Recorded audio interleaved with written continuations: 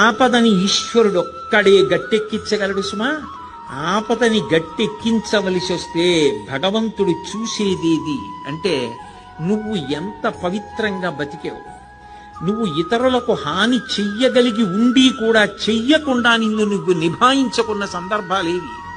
నీ కోపాన్ని నువ్వు ఎలా నిగ్రహించుకున్నావు, ధర్మానికి నువ్వు ఎలా కట్టుబడిపోయావో చూసి పరమేశ్వరుడు కౌగిలించుకుంటాడు. కబీర్ దాస్ గారు ఓ మాట అంటాడు, ధీరే ధీరే రేమనా ధీరే సబకుచి హోయ్ మాలీసించే సౌకర్య ఋతువాయే ఫలహోయ్ అంటాడు.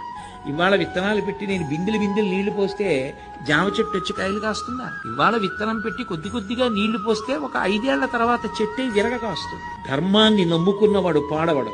ధర్మానికి ఫలితం శాశ్వతమైన ఫలితం కాలంలో కనపడుతుంది. ఆనాడు ధర్మం పట్టుకున్నవాడు ఎంత గొప్పవాడో మిగిలిన వాళ్ళకి కూడా ఆదర్శం అవుతాడు.